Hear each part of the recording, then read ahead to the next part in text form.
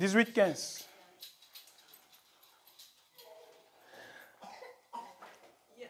Vas-y.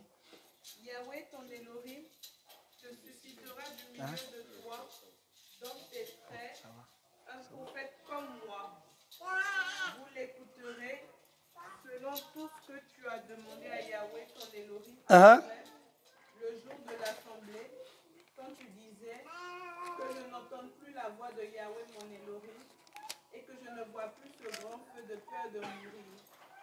Alors Yahweh me dit... Ah bon? Donc il dit, l'Éternel suscitera du milieu de vous un prophète comme... Ça veut dire que Moïse se reconnaissait en tant que... J'ai dit que le Navi, c'est celui qui parle de la part du Seigneur. Donc, Moïse se reconnaît en tant que prophète. Nombre 12, le verset 6. Nous sommes dans Moïse le prophète.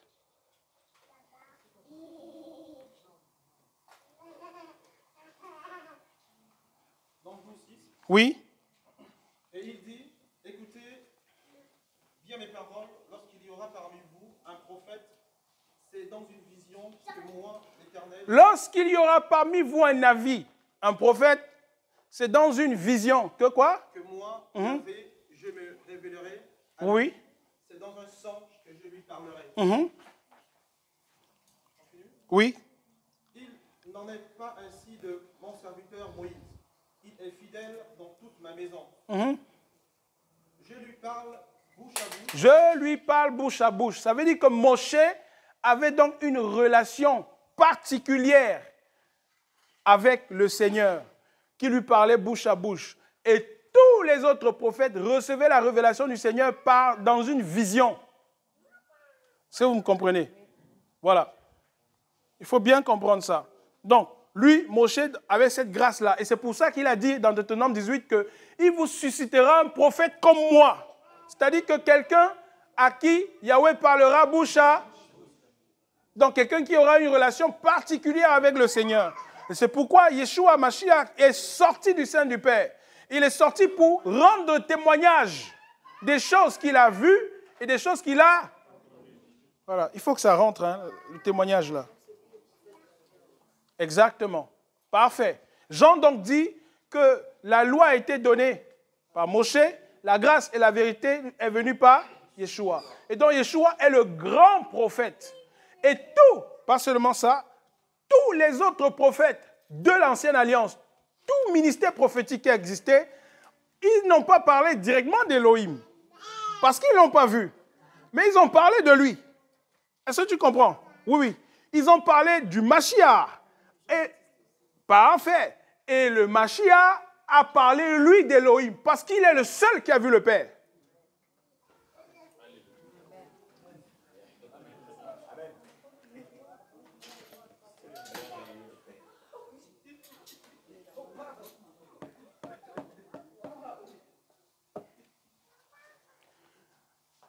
La parole dit, dans Luc 24, il dit, non, dans Yohanan, il dit aux pharisiens, vous sondez les Écritures, croyons trouver en elles là, alors que les Écritures rendent témoignage de...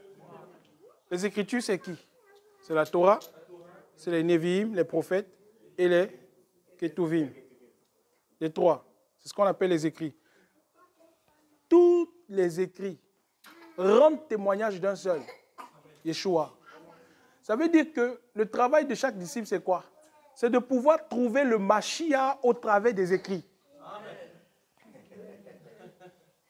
C'est là où on reconnaît les appelés. Ça veut dire que quand tu lis la Genèse, l'Exode, Lévitique, Nombre, Deutéronome, Josué, Jude, Ruth, etc., tu dois pouvoir trouver le Mashiach. Parce que c'est le témoignage que la parole nous rend de lui. Et donc c'est le Mashiach qui va t'apprendre à comment exercer ton service prophétique sur son fondement.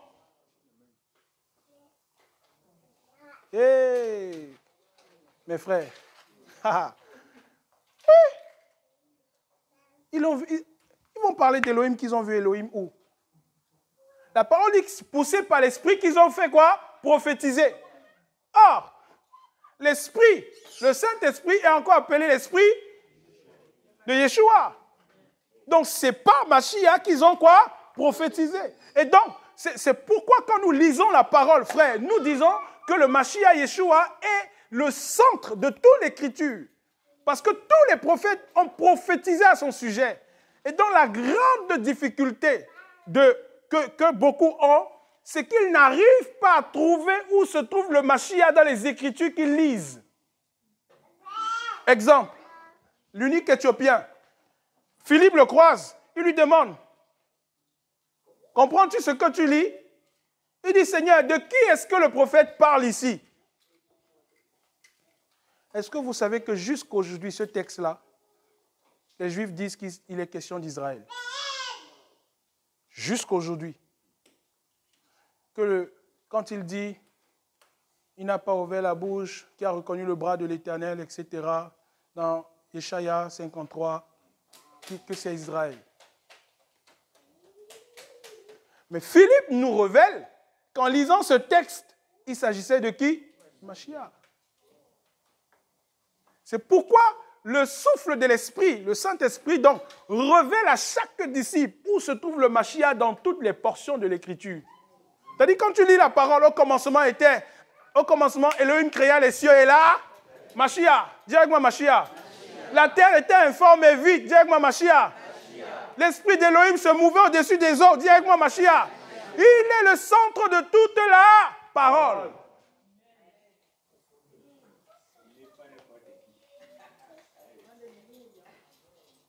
Frère, Jésus, c'est pourquoi les démons n'aiment pas son nom. Ah oui! Hey! C'est pourquoi aussi Elohim lui a donné le nom qui est au-dessus de tout, afin qu'en son nom tout genou fléchisse et que toute langue confesse. Jésus, il n'aime pas ce nom-là, il n'aime pas ce nom-là. Ces esprits-là n'aiment pas son nom. Ils ont dit, ah, nous on reconnaît Paulos, on reconnaît aussi Jésus, Yeshua, on le reconnaît, mais toi, qui es-tu? D'où viens-tu? C'est pour ça qu'on prie en son nom. Parce que c'est lui qui a rendu témoignage du Père. Et son témoignage est véritable. Parce qu'il est celui qui est sorti du sein du Père. Il est celui qui l'a vu. Il est celui qui l'a connu. Et c'est pour ça qu'il est la parole. Je vous ai dit, frère, que si un seul a vu Elohim, si tu l'as vu de tes yeux, si tu l'as entendu, tu deviens la parole.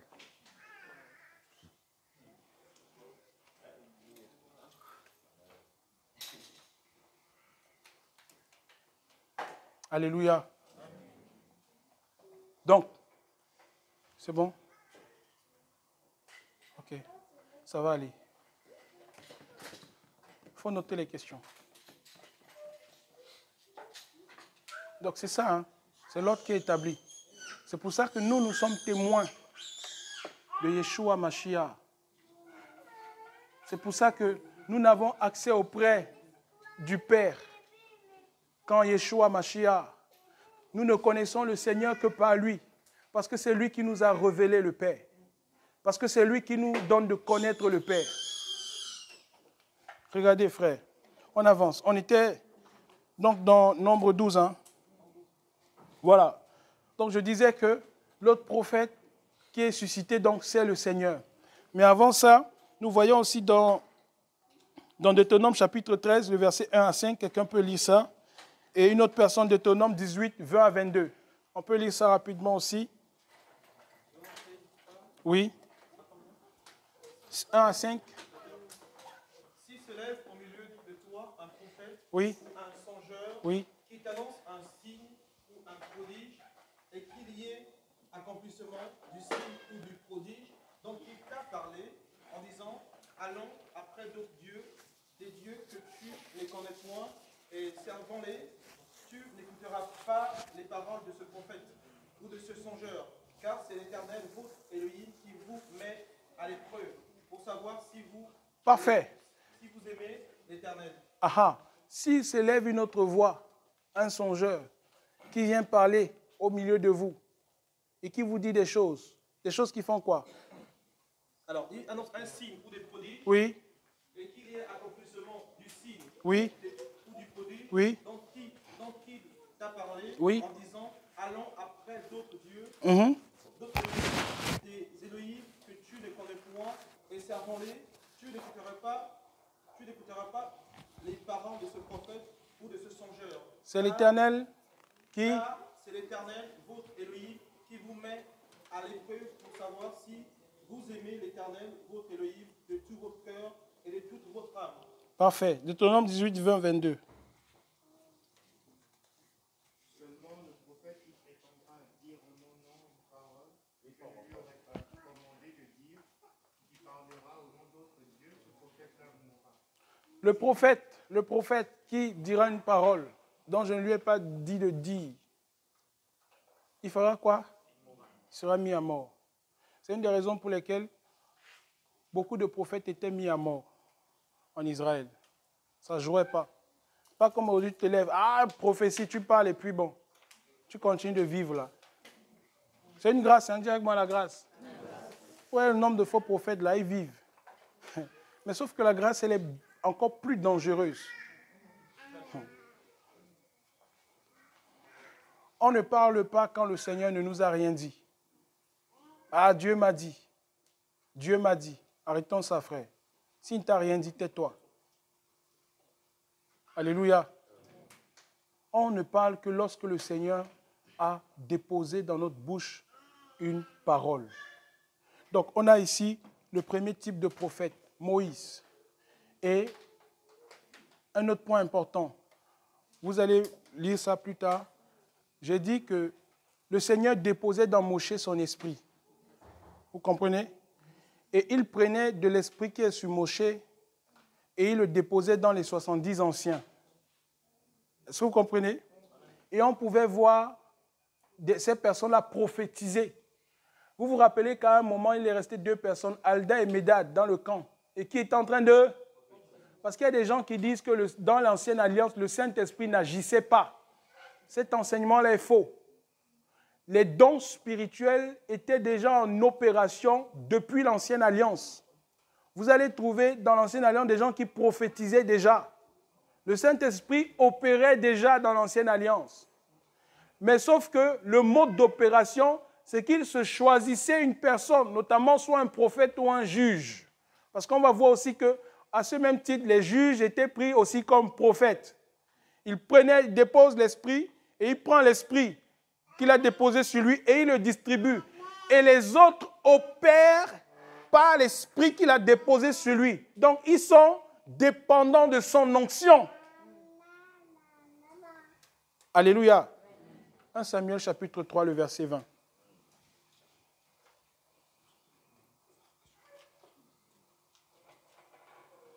Les prophètes étaient aussi appelés des voyants.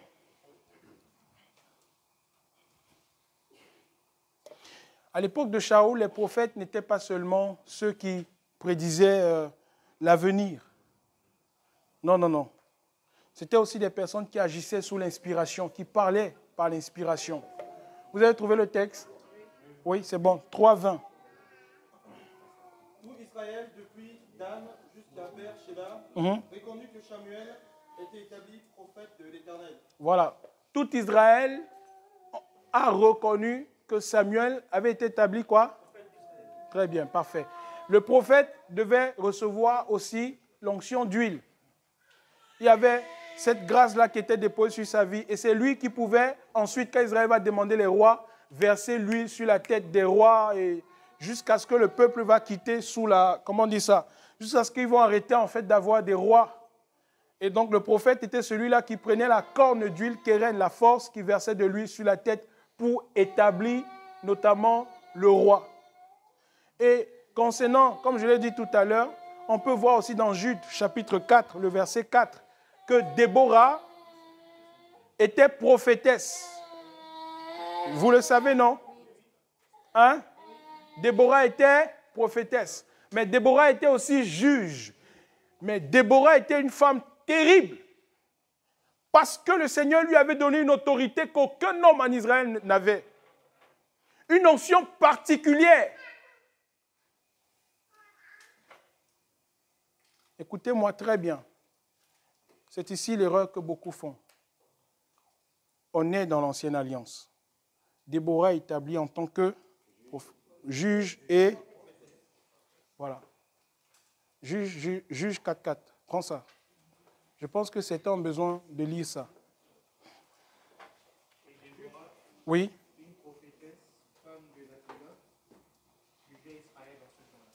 Voilà. Déborah, femme de qui? Lapidote. Elle faisait quoi? Elle jugeait. Voilà. Très bien, parfait. 1 Samuel 10. Donc, Déborah, qu'est-ce qu'elle faisait? Elle était établie, elle avait cette autorité pour juger le peuple. C'est pourquoi, dans l'Ancienne Alliance, il y a comme ça quelques femmes qui étaient établies en tant que prophétesses. Vous avez Déborah, vous avez Hulda, vous avez Myriam aussi, la sœur de Moshe, qui était établie en tant que prophétesse. Donc vous avez quelques femmes comme ça qui avaient reçu l'autorité du Seigneur devant les hommes pour pouvoir exercer leur ministère prophétique en tant que prophétesse. Et quand elle parlait de la part du Seigneur. 1 Samuel 10. Samuel prit une fiole d'huile qu'il répandit sur la tête de Shaoul. Il le baisa, et dit, l'Éternel ne t'a-t-il pas oint pour que tu sois le chef de son héritage? Aujourd'hui, après m'avoir quitté, tu trouveras 2 hommes près du sépulcre de Rachel, sur la frontière de Benjamin. Attends, frère, attends un instant. Donnez à cet enfant ce qu'elle veut. Elle veut quoi? Donnez-lui quelque chose. Il faut la comprendre. C'est bon?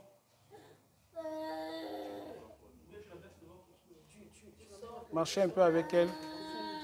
Ce sont nos enfants, hein, il faut bien les entretenir. C'est l'église de demain.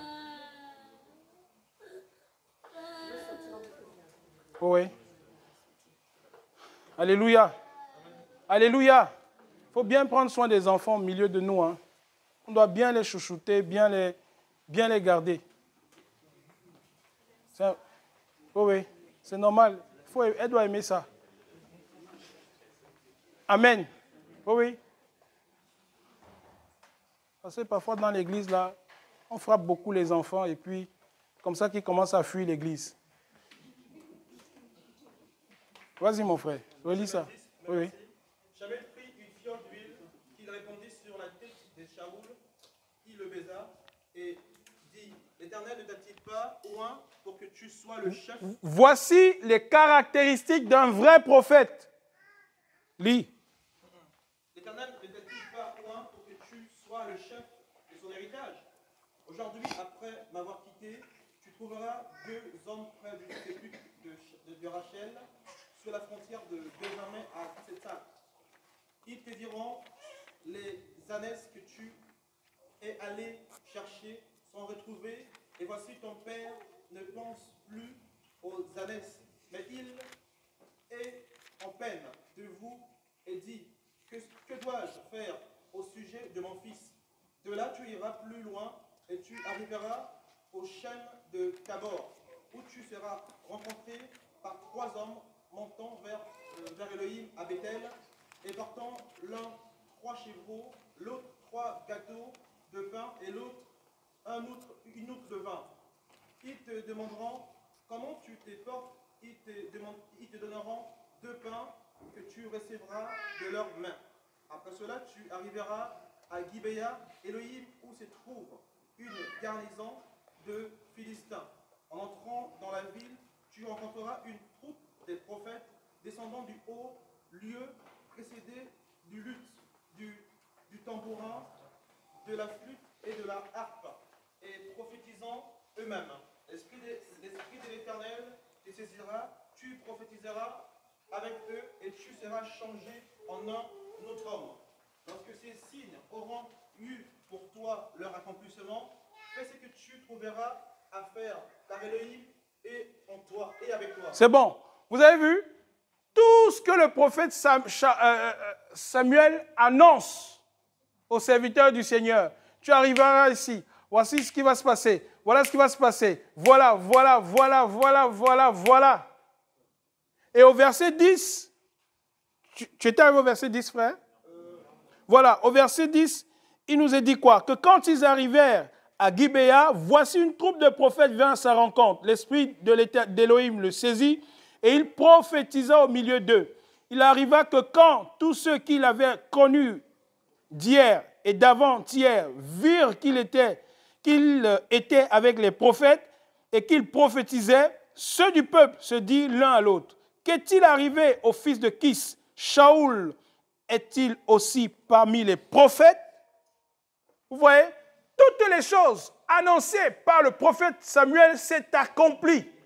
Une des caractéristiques d'un vrai prophète, ce n'est pas celui qui te dit que hier tu as été au bar. Non. C'est celui qui t'annonce les oracles de Yahweh. Premièrement. C'est-à-dire qui te dit exactement ce qui va se passer. Voilà. Tu es ici à 7 heures. Demain, exactement quand il sera 12 heures, il y a telle personne de tel nom qui viendra chez toi avec telle personne. Il te dira ceci. Et la chose s'accomplit exactement, pas une minute de plus, sinon il n'est pas prophète. Exactement comme il a dit. Alléluia. Voilà. Hein? Oui, oui. Nettement. Ça, c'est un. Donc, celui qui prédit l'avenir avec exactitude. Après, on va voir aussi un autre type de prophète, c'est Élie et Élisée. On va voir que la dimension prophétique d'Élie, c'était une dimension miraculeuse. Ce qui n'était pas forcément avec Samuel. Vous voyez? Ça dépend. Et très généralement, la dimension du miracle et des guérisons est inhérente au ministère de prophète. C'est-à-dire que c'est rattaché en fait au ministère du prophète. On va voir qu'Élie a fait beaucoup de miracles. Pareil pour Élisée aussi. Et Élisée a bénéficié de l'onction prophétique qui était sur la vie d'Élie. Est-ce que vous comprenez? Il y a eu une transmission d'onction. Parce qu'aujourd'hui, dans les assemblées, on fait ce qu'on appelle la transmission d'onction. Est-ce que vous voyez? Dans l'Ancienne Alliance, ça se faisait. C'est pour ça qu'on pouvait parler dans l'Ancienne Alliance de Père spirituel. Parce que l'Esprit du Fils venait du Père. Est-ce qu'on est d'accord? Sans le Père, le Fils n'avait pas d'onction. D'accord? Allons-y donc voir Yeshua le prophète. Luc. Allons-y, avançons. Luc chapitre 7, de versets 11 à 17. Oui. Oh, Père. Jésus alla dans une ville appelée Naïm. Ses disciples et une grande foule faisaient route avec lui. Lorsqu'il fut près de la porte de la ville, voici, on portait en terre un mort, fils unique de sa mère, qui était veuve. Et il y avait avec elle beaucoup de gens de la ville. Le Seigneur, l'ayant vue, fut ému de compassion pour elle et lui dit, ne pleure pas. Il s'approcha et toucha le cercueil. Ceux qui le portaient s'arrêtèrent. Il dit, jeune homme, je te le dis, lève-toi. Et le mort s'assit et s'est mis à parler. Jésus le rendit à sa mère. Tous furent saisis de crainte et ils glorifiaient Elohim, disant, un grand prophète apparut. Un grand prophète est quoi? Apparu. Parmi nous. Elohim a Visité son peuple. Alléluia. Un grand prophète est apparu parmi nous. On voit encore ici Yeshua, ne te fais pas appeler grand prophète. Il y a un seul qui est grand. C'est lui. Alléluia. Parce que maintenant là, prophète des nations. Super prophète. Attention. Dans l'église, il y a un seul grand prophète. C'est le Seigneur. Les autres ne sont que des prophètes. Et donc ici, on a la confirmation donc, que Yeshua est prophète. Et plus tard, vous pouvez noter aussi ce texte-là, on ne va pas le lire. Maintenant, je l'ai noté quelque part. Pareil dans Matthieu 11, 9, 1 à 9 aussi, vous pouvez le noter. On nous présente Yeshua là-bas comme étant prophète. Et Yeshua en tant que prophète, pareil dans Luc 24, il va prophétiser comme la plupart des prophètes qui sont venus avant lui. et la parole dit qu'il est né d'une femme née sous la loi. Est-ce que vous comprenez? Maintenant, je veux parler de deux choses, la révélation et l'inspiration qui accompagnent le prophète du Seigneur. Premièrement, la révélation. Révélation, razon. Razon, c'est une charge. C'est un fardeau. Pourquoi? Parce que le prophète, avant de parler, reçoit de la part du Seigneur une charge. Quelque chose qui est dans son ventre, qui pèse.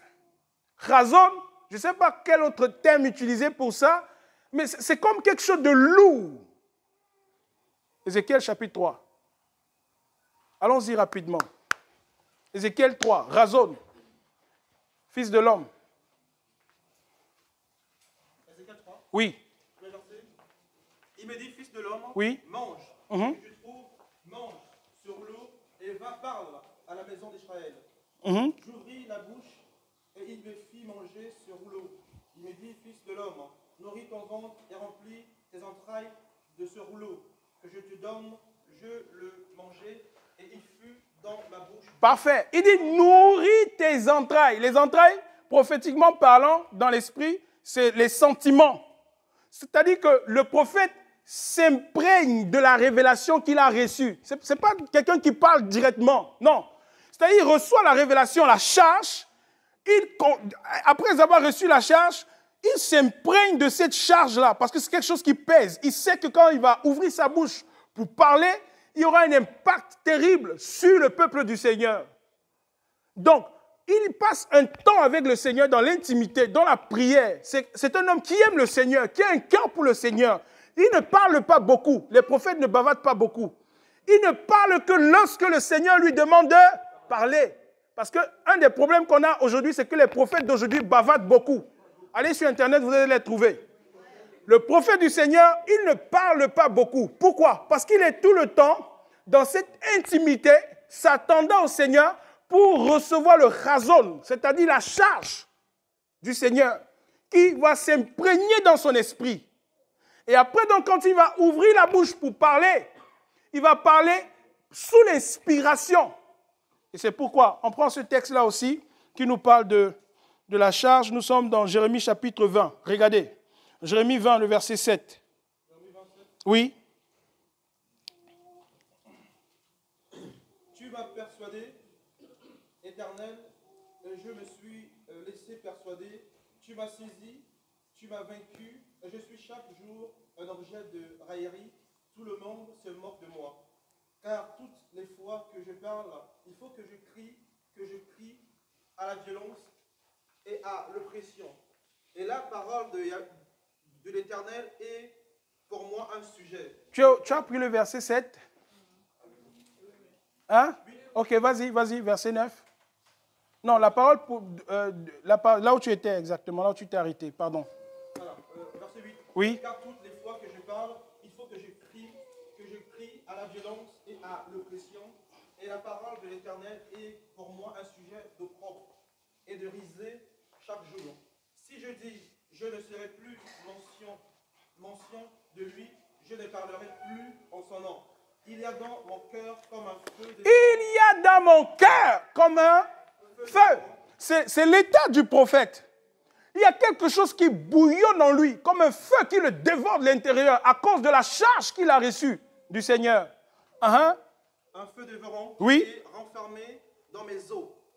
Je m'efforce de le contenir, oui. Et je ne le puis pas. Je m'efforce de le contenir, mais je ne puis pas. J'apprends les mauvais propos de plusieurs, les ventes qui règnent en l'entour. C'est bon, tu peux t'arrêter là. Il dit qu'il veut se contenir, mais il n'arrive pas. Vous pouvez noter aussi un autre passage, Job 32, 19. Là-bas, il dit qu'à l'intérieur, il se sent comme un vase qui va éclater. Parce que ce n'est pas les paroles à deux balles. Hein. Ah, ma soeur, Dieu m'a dit. Ah, mon frère, Dieu m'a dit. Ce n'est pas ça. Hein. Quand Yahweh parle, tu sens une pression dans ton cœur. Tu as l'impression que ton corps va s'éclater à cause de cette parole. Et c'est pourquoi le prophète doit faire sortir la parole du Seigneur. Non, on doit bien examiner les prophètes de ce temps, frère.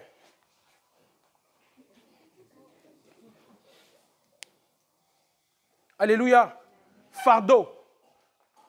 Dans le livre de Proverbes s'appelle les Meshalim. Meshalim vient de Machal. Machal signifie aussi le fardeau.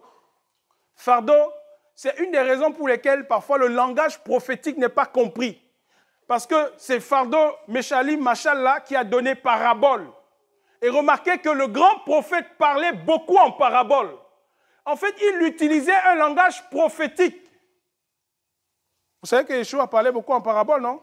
Les paraboles, ce sont des Meshalim, ou bien ça vient de Machal. C'est aussi le fardeau. Et donc, le prophète a un langage qui est hautement spirituel. C'est pourquoi il y a des visions là. Quand tu rêves, je ne sais pas, tu vois une vision, le carreau se lève, la lumière vient se joindre au carreau. Je ne sais pas, la chaise s'assoit sur une autre chaise. Frère, c'est des prophètes. Ils peuvent t'expliquer ça. Parce que c'est leur langage. Le Seigneur est habitué à leur parler comme ça. Tu vois un prophète, il est posé, vision, pac. Laisse qu'il t'explique la vision. La vision, c'est quoi? En fait, c'est qu'il a vu le soleil rentrer dans l'eau. Bon, va comprendre. Va comprendre. Alléluia. Oui. Et le Seigneur leur parle dans ce langage-là parce qu'ils comprennent. Ils ont cette grâce-là. Mon frère, si tu n'es pas prophète, laisse cette affaire-là. Si tu n'as pas reçu la grâce-là, laisse ça. Sinon, ça va te tuer. Oui, oui. Et c'est pourquoi les apôtres ont besoin de prophètes. Paulos, à un moment, a marché avec Silas. Et la parole nous dit que Silas était lui-même prophète. Vous pensez qu'à un moment, quand il dit « ayant été empêché par le Saint-Esprit », ça venait d'où? Oui, ça pouvait venir aussi de Silas. Parce que l'apôtre, à un moment, il a besoin du ministère du prophète.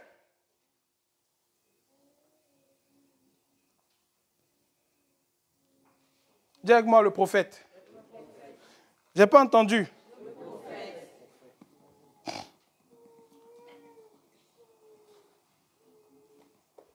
Un autre point concernant le prophète. Oh Seigneur. Quand les prophètes parlent, nous sommes dans Luc 24, 19 à 32. Quand le prophète parle, il y a quelque chose qui se produit. Vas-y, mon frère. Luc 24, 19 à 32.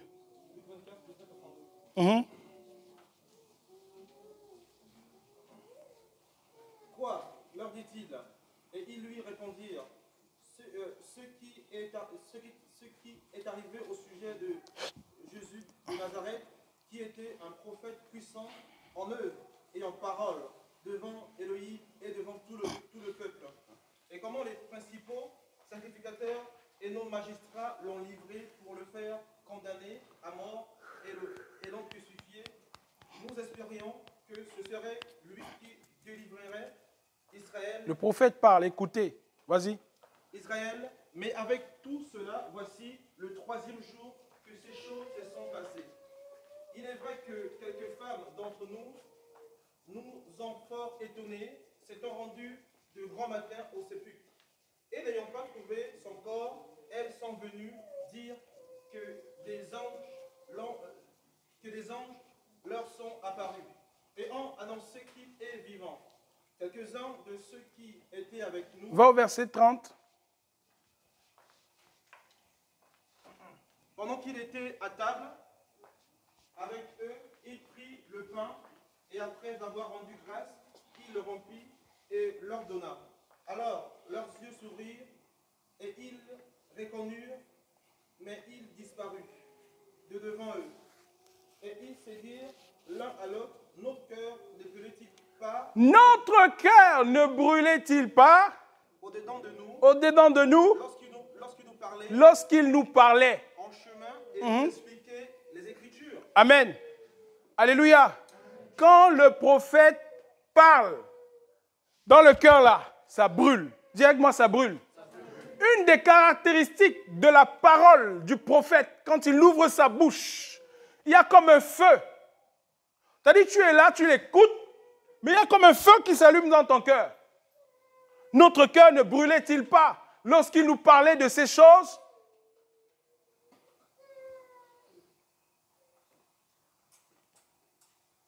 Vous savez pourquoi? Parce qu'il parle sous l'inspiration. Dans la prédication du prophète, pendant qu'il prêche la parole du Seigneur, regardez, ce n'est pas qu'il ne peut pas préparer une prédication, il peut préparer. Mais ce qui fait la différence particulièrement dans sa prédication, c'est que pendant qu'il prêche, il vous regarde. Mais en fait, je ne sais pas comment vous expliquer ça. Il a une autre vision. Est-ce que vous comprenez, frère? En fait, sa vision n'est pas que ce que vous voyez, en fait. Il vous parle, mais il a une autre vision. Il voit autre chose. Il entend autre chose. Et pendant qu'il parle, il y a le razon qui est activé, révélation. Et en même temps, il y a l'inspiration. C'est-à-dire qu'il parle étant poussé par le Saint-Esprit. Et quand la révélation et l'inspiration sont activées dans la vie d'un prophète, ça produit le feu dans le cœur de ceux qui l'écoutent.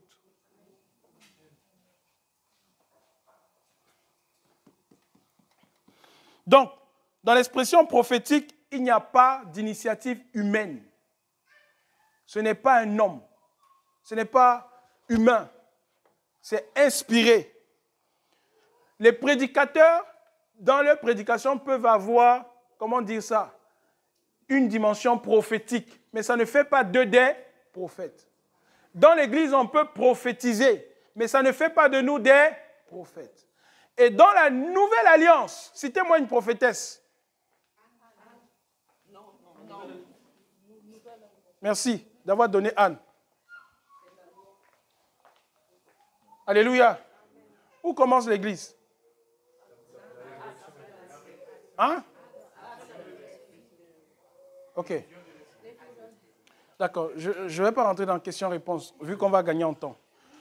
Clairement, Acte 11 dit, Acte chapitre 11, oui, quand Pierre rend compte aux autres apôtres à Jérusalem, il dit, le Saint-Esprit descendit sur eux comme sur nous. C'est-à-dire que le commencement de l'Église, c'est là où l'effusion de l'Esprit descend. Mais entre le commencement, l'effusion de l'Esprit, vous recevez une puissance de Saint-Esprit survenant sur vous. Entre cette période et la période de la résurrection, il se passe quelque chose. Dans Jean 20, 22, la parole dit qu'il souffla sur eux. Yeshua souffle sur eux, pourquoi? Parce que pendant tout le temps qu'il était là et que les disciples ont opéré, ils ont opéré avec l'onction du maître, comme ça se faisait dans l'ancienne alliance. Maintenant, vu que le maître doit partir, il dit, je ne vous laisserai pas quoi? Parce que quand le prophète dans l'ancienne alliance partait, il laissait les fils orphelins. C'est pour ça que jusqu'aujourd'hui, certains disent, les fils n'ont pas de Dieu, ils n'ont pour Dieu que le Dieu de leur père. Et vous avez des gens qui prient au nom du Dieu de mon père, au nom du Dieu de mon père. Et je veux détruire ce fondement, justement, par rapport au fondement apostolique. Parce que maintenant, quand il souffle sur eux dans Jean 20, 22, il leur donne de recevoir eux-mêmes l'Esprit. C'est ici comme une nouvelle naissance pour les apôtres. Maintenant, après, dans Acte 1, 8, ils vont recevoir la puissance du Saint-Esprit qui est le revêtement pour être efficace dans le témoignage qu'ils ont à rendre sur la résurrection de Yeshua Mashiach. Est-ce que vous comprenez, frère? Et donc, il faut cette puissance dans ces deux actions. Ils soufflent sur eux et ensuite, ils reçoivent la puissance du Saint-Esprit pour être efficaces dans le témoignage. Ça fait donc que dans la Nouvelle Alliance et sur le fondement apostolique et prophétique, on n'a plus l'esprit de notre Père. J'insiste là-dessus. On n'a plus l'esprit de celui qui nous a annoncé l'Évangile. Notre onction ne dépend pas de lui. Notre onction ne dépend pas d'un prédicateur, apôtre, prophète, docteur, etc. L'onction que vous avez reçue vous enseigne quoi? Si ton onction vient de lui, ça veut dire que le jour où il meurt là, pardon, ton onction est mort aussi. C'est ce qui se passait. Et donc ici, nous, dans l'Église, parce que nous sommes la communauté des oints, ayant reçu l'onction de l'Esprit du Seigneur, l'Esprit que nous avons nous vient d'Élohim directement, car nous sommes sans ouvrage. ayant été créés en lui pour les bonnes œuvres qu'Élohim a préparées d'avance afin que nous les pratiquions. Ça veut dire que ton onction et ton esprit, l'esprit qui opère dans ta vie, vient directement du Seigneur Jésus. Et donc, on ne peut pas parler de père spirituel. Parce que le père spirituel, c'est celui qui engendre l'esprit qui est en toi. On parle de père dans la foi. Parce que tu as été engendré dans la foi par la prédication de l'évangile. Les pères spirituels existaient avant la croix. Parce que l'onction était manifestée en fonction de ce qu'ils avaient. Vous ne trouverez donc pas, sur le fondement apostolique et prophétique, un seul texte où les apôtres font mention de cette affaire de paix spirituelle. Je le dis pourquoi. Écoutez-moi très bien. Parce que c'est un des points où il y a le plus de dégâts dans l'Église aujourd'hui. Vous avez des ministères dans l'Église qui sont bloqués. Parce que le Père spirituel a décidé que l'onction qu'il a déposée sur ta vie ne fonctionne que lorsqu'il est là. C'est-à-dire que c'est lui qui fait la pluie et le beau temps dans ta vie. Et c'est comme ça que les chrétiens sont de plus en plus dépendants de leur père spirituel. À minuit, il appelle. À 1h, il appelle. Elle a un problème, elle appelle. À 7h, elle appelle. Le jour où il a faim, elle lui fait le plus beau poisson que son mari n'a jamais mangé. Pour aller donner à son père spirituel. Et parce qu'ils se font appeler père spirituel dans l'église, ils font la pluie et le beau temps dans la vie des disciples du Seigneur. Je vous ai dit, frère, Proverbe 14, 25 dit, le témoin fidèle délivre les âmes. Une des caractéristiques de quelqu'un qui est appelé à un service, ce n'est pas de s'accaparer des âmes. Ce n'est pas de mettre des âmes dans une forme de prison. Une des caractéristiques d'un appelé, c'est la libération des âmes. C'est de dire aux âmes, allez vers le Seigneur. C'est de connecter les âmes. Et quand je parle de connecter, je mets ça entre parenthèses, parce qu'ils aiment utiliser le mot là. Non, il faut que c'est moi qui te connecte. Oui, il faut te connecter à moi, je te connecte à lui. Dis avec moi, Babylone. Frère, ne l'oubliez pas. Que personne ne te dise que tu as besoin de te connecter à lui pour que lui te connecte au Père. Parce qu'ils disent non, il faut faire l'offrande ici, on met le pot, tu reçois la prédication, tu es touché, tu déposes l'argent pour toi te connecter à mon hôtel. Dis avec moi, ancienne alliance. Dis avec moi, ancienne alliance. Tu dois déposer l'argent pour te connecter à son hôtel. Bon, vu que c'est lui le prophète, Moshé a dit, puisse le peuple du Seigneur être composé que des prophètes. C'est ici l'accomplissement de cette parole. C'est que l'Église est prophétique. Parce que nous avons dans l'Église à la tête le grand prophète. Alléluia. L'Église est prophétique, pourquoi? Parce que les dons maintenant sont répandus. Il dit, c'est ici la prophétie de Joël. Dans les derniers temps, je répandrai mon esprit sur toute chair. Vos fils et vos filles feront quoi? Et vos jeunes gens auront des... Il dit que vos fils et vos filles prophétiseront. Il parle du ministère prophétique alors qu'il parlait en langue. Vous avez remarqué ça? Les disciples parlent en langue. Pierre donne une prophétie prophétique. Vous savez ce que ça nous enseigne? C'est que le parler en langue est un exercice prophétique aussi. Et donc, justement, c'est quelque chose qui est rattaché au ministère du prophète. Tout ce qui est prophétie, don des langues, interprétation. Les gars parlaient en langue. Alléluia. Il n'y a pas d'hôtel. Si on parle d'hôtel, là, s'il y a un seul lieu, il faut se connecter. C'est au Père. Au nom de Jésus. Oui. Père, je me connecte à toi sur ton trône de grâce. Je me connecte à toi par le nom de Jésus. Parce que c'est lui qui nous a présenté le Père.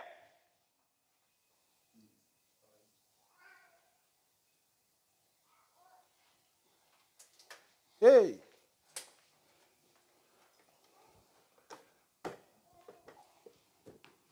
Alléluia. Faites attention, frère, à tous ces ministères prophétiques qui se développent à chaque 2 points de rue dans les pays d'Afrique subsaharienne. Faisons très attention. Ils ont mystifié cette affaire-là, faisant croire que c'est quelque chose de tellement magique. Quand quelqu'un se fait appeler prophète aujourd'hui, je vous assure, hein, tu vois une sœur, elle apprend que le prophète vient chez elle. Elle prépare le fauteuil. Elle met les habits, elle habille ça bien. Elle n'a jamais fait ça pour son mari. Mais comme c'est le prophète, elle fait ça bien. Dis avec moi, faux témoin.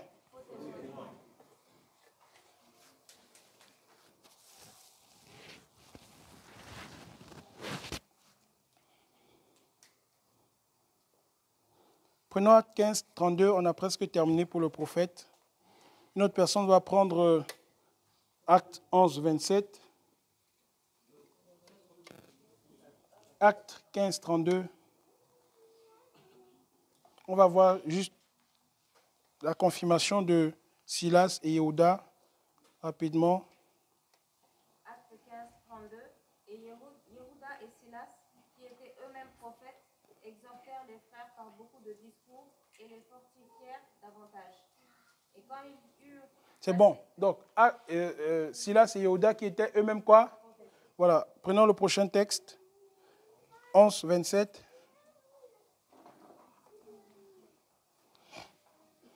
Acte 11, 27. Oui. Et en ce temps-là, quelques prophètes descendirent de Yerushalayim à Antioche.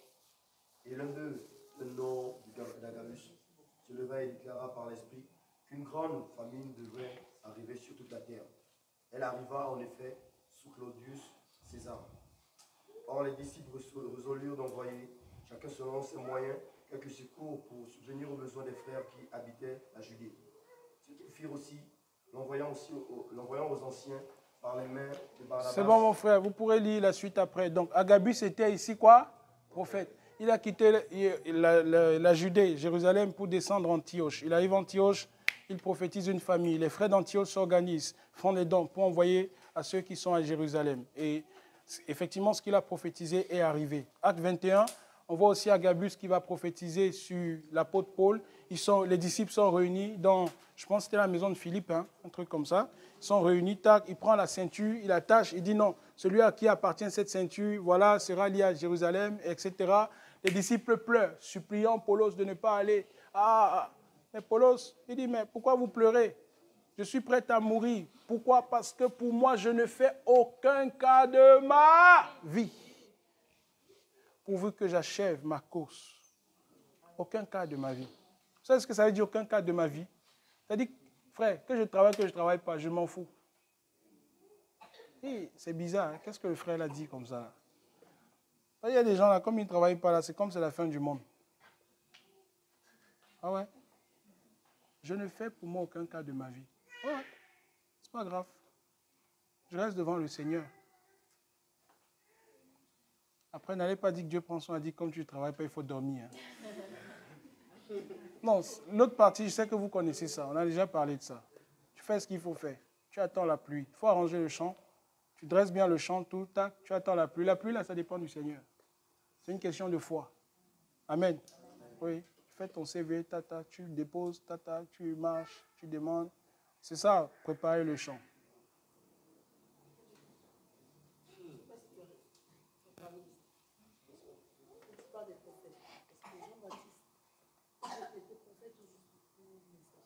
Il était prophète, Jean-Baptiste, oui. Il était prophète et la parole nous dit que Yeshua rend témoignage du fait que de tous ceux qui sont venus du ventre des femmes avant lui, Jean est le plus grand.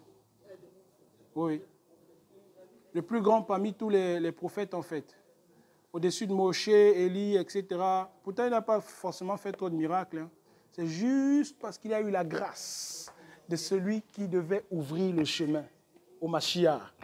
Michel dit qu'il y a une brèche qui a été formée. Qui est celui qui forme la brèche pour le royaume? C'est Yohanan. Il forme la brèche, il se met de côté. Et le roi passe. Hey! Hey! Frère, je ne sais pas si vous saisissez la dimension prophétique de la Bible. Alléluia. C'est le roi. Quand un roi arrive, il faut tout apprêter. Il faut mettre le tapis blanc, il faut préparer le chemin. Qui le fait? Yohanan. Chef d'orchestre, président de la logistique pour l'arrivée du roi. C'est lui qui coordonne les équipes. Ça. Répentez-vous, préparation des cœurs. Il y a quelque chose qui arrive. Oui. On dirait quoi, chef du protocole? Je ne sais pas. Mais c'est lui qui a préparé la voie. Le roi est arrivé. Il dit, je ne suis pas digne. Ah! De faire quoi? Il dit, c'est de lui dont j'ai parlé. Je ne suis pas digne de délier. Maintenant, nos prophètes aujourd'hui prennent ça, tendent leurs chaussures aux gens pour qu'on attache leurs lacets. Frère, cependant, il dit dans le royaume, le plus petit d'entre vous est plus grand que lui. Dis à ton frère, le plus petit dans le royaume est plus grand que lui. Je reprends, je vais préciser. Le plus petit dans le royaume, il est plus grand que Yohanan. Dis-lui ça. Que Jean. Vous savez ce que ça veut dire, frère? Ah! Parce que nous avons reçu l'esprit du Mashiach. Parce que nous avons son esprit. Et son esprit, son onction nous enseigne toutes choses. Il dit, pour vous, l'onction que vous avez reçue, vous n'avez pas besoin qu'on vous enseigne quoi que ce soit. Parce que son onction vous enseigne toutes choses. Et je l'ai dit, frère, on n'a pas besoin d'aller chercher les coachs sur les réseaux sociaux. Dans la parole du Seigneur, vous avez tout ce qu'il vous faut. Hey. Tu veux apprendre à investir? Lis la Bible. Tu veux savoir comment faire tes placements? Lis la Bible. Tu veux savoir comment se marier? Lis la Bible. Tu veux savoir comment parler à une femme? Lis la Bible. Oui. Mais il y a des frères là, ils ne savent pas parler. Il faut lire la Bible, Cantique des Cantiques. Il dit, tu me ravis le cœur par l'un de tes regards.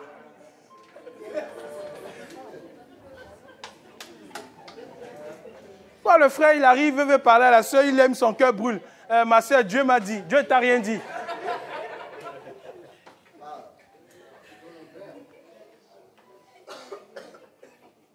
Hey! Frère, le royaume. Est-ce que vous voyez la place de choix que le Seigneur nous a donnée? Cette place de grâce, nous sommes dans le cœur du Père. Il y avait un disciple qui avait la tête sur le cœur du Père. Il était tout proche. Il était tout proche de lui. Il s'appelait comment? Il avait la tête sur la poitrine du Maître. C'était là. C'est le symbole de la révélation, de la présence, de l'intimité, du niveau dans lequel il pouvait connaître le Père. Et c'est cette place de choix qu'il a donnée à l'Église. Il dit, vous aussi, vous êtes devenus héritiers, ayant été prédestinés.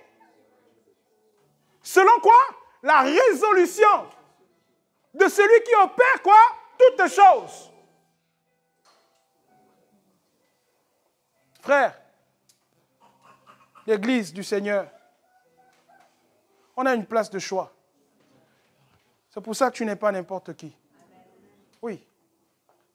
On a une place de choix. On a une grande place sur le cœur du Père. C'est pour ça qu'en tant qu'enfant du Seigneur, on ne fait pas n'importe quoi. Parce que nous sommes d'un royaume. Et quand nous marchons, nous avons le roi avec nous. Je l'ai dit aux frères, il y a de cela quelque temps. Le Seigneur m'avait appris ça. Vous savez, dans le royaume, ce n'est pas la quantité, c'est la qualité. Quand il dit que 2 ou 3 sont assemblés, je suis au milieu d'eux. Alors, si un roi vient ici, est-ce qu'il vient seul? Si un roi arrive, est-ce qu'il vient seul? Il vient avec une... Vous savez ceux qui l'accompagnent donc? Ce sont les anges. Et donc, en tant qu'enfant du Seigneur, quand nous sommes réunis, en plus, ces personnes qui viennent avec lui ont besoin d'apprendre de nous les mystères qui nous sont révélés. Parce que les anges apprennent au travers de l'Église la sagesse infiniment variée du Père. C'est ici que se développe la sagesse du Père. Si tu veux la sagesse du Seigneur, c'est dans l'Église qu'il se révèle. Et les anges apprennent à le connaître au travers de ta prédication, de ton exhortation, de ton encouragement, de cette parole qui dépose dans ton cœur.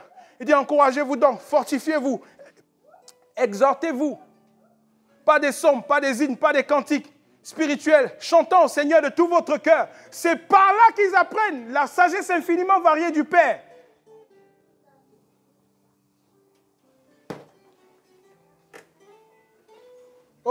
frère. Dans ton royaume, il n'y aura plus de pleurs, plus de larmes, plus de tristesse. Dans ton royaume, nos yeux te verront. Oh Père, tu es ce que je veux. C'est le royaume.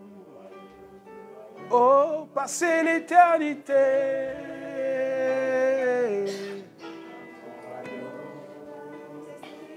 Ce que c'est le royaume. Passer l'éternité.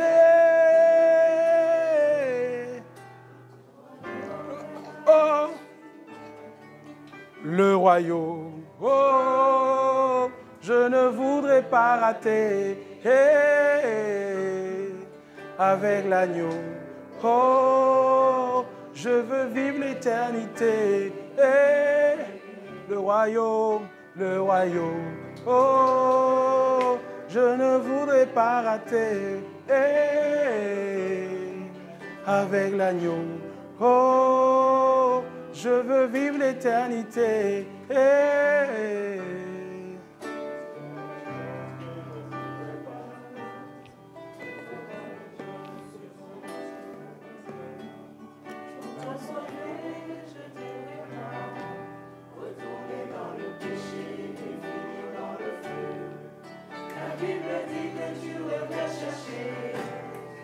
Et avec toi je passerai l'éternité. Je veux te suivre au agneau immolé, car ton royaume est ma destinée. Oh, Je ne voudrais pas rater avec l'agneau. Oh, je veux vivre l'éternité.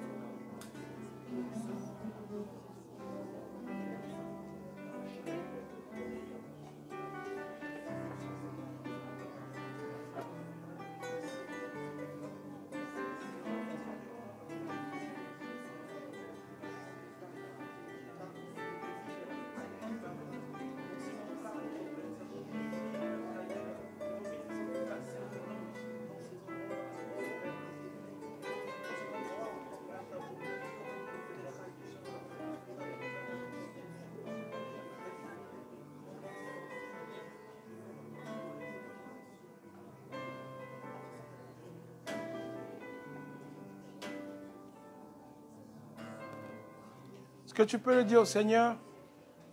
Seigneur, utilise-moi. C'est en étant utile entre les mains du Seigneur que tu connaîtras ce à quoi il t'appelle. Je vous l'ai compris dans ce sens-là, que le Seigneur t'utilise davantage, qu'il t'utilise davantage pour sa gloire. Là où tu es, dans ton environnement, que le Seigneur t'utilise davantage pour ta gloire, pour sa gloire. Oh! Si tu ne vois pas encore clairement ce que tu dois faire, qu'il te montre cela, qu'il t'accorde de voir clairement ce qu'il attend de toi, ce qu'il voudrait que tu fasses. Où est-ce qu'il t'attend? Où est-ce qu'il t'attend? Où est-ce qu'il t'attend? Le champ dans lequel il t'attend. Peut-être que c'est visiter les malades. Peut-être que c'est nourrir les orphelins. Peut-être que c'est prendre soin des veuves. Peut-être que c'est à la prédication. Peut-être que c'est à l'exhortation, à l'encouragement.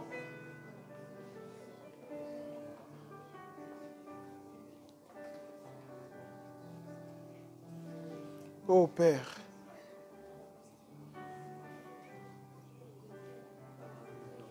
Merci Seigneur.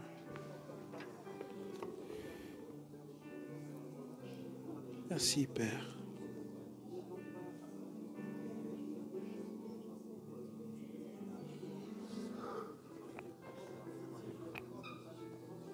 Merci Seigneur. Merci Père.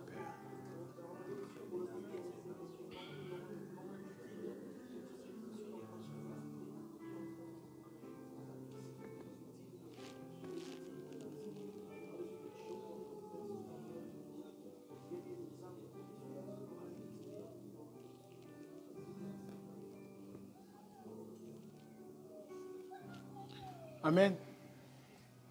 Alléluia. Alléluia. Alléluia. Amen. Voilà. On va prendre une pause. On est censé terminer aujourd'hui, s'il plaît au Seigneur, à 17h30. On est un peu serré par le temps. Je ne voudrais pas aussi courir. On va aller selon que le Seigneur nous conduit. Même si on ne termine pas aujourd'hui, peut-être qu'on va trouver un autre moyen pour continuer à partager, peut-être dans les week-ends à venir. Ceux qui sont à distance pourront écouter via Zoom, se connecter. Parce que je me dis que si j'essaye de courir maintenant, il y a peut-être des choses qu'on va manquer. Et ce que nous partageons est essentiel, mes frères. C'est capital. C'est des éléments par lesquels il y a beaucoup de gaffes dans l'Église aujourd'hui. Parler de comment les ministères s'exercent, il y a beaucoup de gaffes. Je vous assure, beaucoup de gaffes. C'est un repas qu'on doit donc manger vraiment. On doit prendre du goût en fait. On doit manger ce repas-là doucement, pas à la va-vite. Alléluia. Que le Seigneur nous fortifie. Je sais que ce n'est pas facile. C'est nouveau pour vous peut-être d'être là dans de longs enseignements. C'est quand même mieux que de voir 5 épisodes d'une série. C'est mieux. Et je prie vraiment que le Seigneur vous fortifie. Voilà. Et qu'il me fortifie aussi. Ce n'est pas facile. Mais nous voulons suivre le Maître. Qui est déterminé à suivre le Maître ici?